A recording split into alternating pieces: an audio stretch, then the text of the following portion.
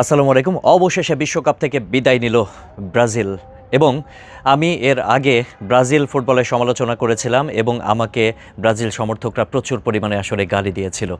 এত বেশি পরিমাণে গালি আমি খেয়েছিলাম, কিন্তু আমার সমালোচনাটা আসলে সঠিক ছিল। অনেকে বলছিল যে এভাবে আসলে কথা বলা উচিত না, কিন্তু যেটা আমি দেখেছিলাম সেটাই বলেছিলাম। আজকের ম্যাচ বিশ্লেষণে আসলে কিছুই বলার নেই। ব্রাজিল একেবারে ম্যাচে ফিরতেই পারেনি, নরওয়ের কাছে কোনোভাবে পাত্তাই পায়নি। হাল্যান্ড ব্রাজিলের মেরুদণ্ড একেবারে তো হেড দিয়ে ভেঙে দিয়েছে, এটা আপনারা সবাই জানেন, যারা খেলা দেখেছেন প্রত্যেকে জানেন।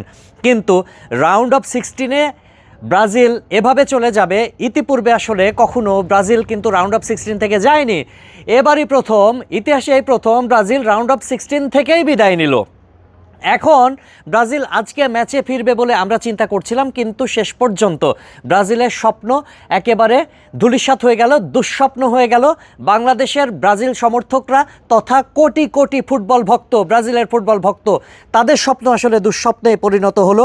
2-1 গোলে পরাজিত হলো ব্রাজিল, বিশ্বকাপ থেকে বিদায় নিল। শেষ মুহূর্তে নেইমার পেনাল্টি থেকে গোল করে দলকে এগিয়ে দিল। শেষ মুহূর্তে আসলে আর কিছুই করার ছিল না, তো একেবারে বিধ্বস্ত হয়ে গেল, কোনোভাবেই খেলায় ফিরতে পারেনি। ব্রাজিলের যে চেনা রূপ আমরা গত ম্যাচে দেখেছিলাম, যেভাবে তারা রাউন্ড অফ 16-এ এসেছিল, আজকে আসলে নরওয়ের কাছে তারা কোনোভাবে পাত্তাই পেল না।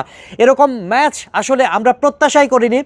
অন্তত পক্ষে হাড্ডাহাড্ডি একটা লড়াই প্রত্যাশা করেছিলাম, কিন্তু শেষ পর্যন্ত আসলে ব্রাজিল ম্যাচে ফিরতেই পারলো না। ব্রাজিলিয়ান কোচ এর আগে বলেছিলেন নেইমারকে আমরা রিজার্ভ হিসাবে রেখেছিলাম, কিন্তু রিজার্ভ হিসাবে তাকে নামানোর প্রয়োজনই হয়নি, কারণ তার আগেই আগের ম্যাচে রাউন্ড অফ 32-তে ব্রাজিল জিতে গিয়েছিল। কিন্তু আজকে রাউন্ড অফ 16-এ এসে নেইমারকে কিন্তু হাফ টাইমের পরে 62 বা 61 মিনিটের সময় কিন্তু নেইমারকে মাঠে নামিয়ে দেওয়া হয়, কিন্তু ভালো কিছু করতে পারেনি। দু একটা সুযোগ তারা পেয়েছিল, মিস করেছে।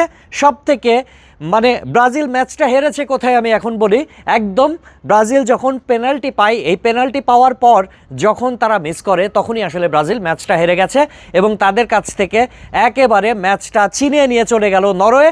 এবং নরওয়ের জন্য আমরা অভিনন্দন জানাচ্ছি, ব্রাজিলের জন্য শুভকামনা জানাচ্ছি। পরবর্তী বিশ্বকাপে আপনাদের সাথে আবারও দেখা হবে, পরবর্তী বিশ্বকাপে ব্রাজিল আবার ভালো করবে এই প্রত্যাশা থাকবে এবং নরওয়ের জন্য শুভকামনা জানাতেই হয়। পাশাপাশি আরও একটা মজার কথা আপনাদেরকে বলি, আরও একটা প্রিভিয়াস হিস্টোরি, এই হিস্টোরিটা আসলে পরিবর্তন করতে পারলো না ব্রাজিল, কেননা ইতিপূর্বে নরওয়ের সাথে ব্রাজিল যতবার খেলেছে ততবারই জয় পায়নি, 2বার ড্র হয়েছে, বাকি আসলে প্রত্যেকবারই হেরেছে।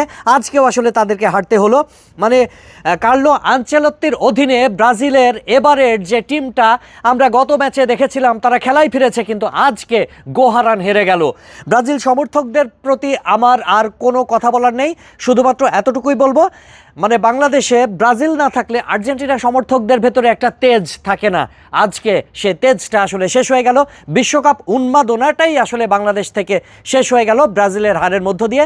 কেননা 7 আপ আছে, এই আছে, সেই আছে, এরকম তর্ক বিতর্ক কার সাথে করবেন? ব্রাজিল না থাকলে তর্ক করার তো জায়গাটাই আসলে থাকছে না। তারপরে এখন আর কিছুই বলার নেই, সবশেষে এতটুকুই বলবো, ব্রাজিলিয়ানদের জন্য শুভকামনা। আপনারা পরবর্তী বিশ্বকাপের জন্য প্রস্তুতি নিয়ে ভালো করবেন। আশা করব আগামী বিশ্বকাপে আপনারা বিশ্বকাপ উঁচিয়ে ধরবেন, আপনাদের হেক্সা মিশন সম্পন্ন হবে, ব্রাজিলের হেক্সা মিশন সম্পন্ন হবে। তবে নেইমারের জন্য দুঃখ, এছাড়া ভিনিসিয়াস জুনিয়র আগামী বিশ্বকাপে তাদেরকে পাওয়া যাবে কিনা এটা নিয়েও সন্দেহ রয়েছে, এবং পরবর্তীতে মেসিদের খেলা রয়েছে, মেসিরাও কি হেরে যাবে কিনা? ব্রাজিল হারলে কিন্তু আবার আর্জেন্টিনাও পরের ম্যাচে হেরে বিদায় নেয়, এরকম ইতিহাস আমরা অনেক দেখেছি। সো আর্জেন্টাইন ফ্যানদের এত বেশি লাফালাফি করারও কোনো মানে হয় না, কেননা সামনে আর্জেন্টিনার খেলা রয়েছে মিশরের সাথে, এবং মিশরে কিন্তু মোহাম্মদ সালাহ রয়েছে। আর যাই হোক, এখন একটা কথাই বলবো, ব্রাজিল 2026 বিশ্বকাপ থেকে রাউন্ড অফ 16-এ এসে গোহারান হারলো নরওয়ের কাছে।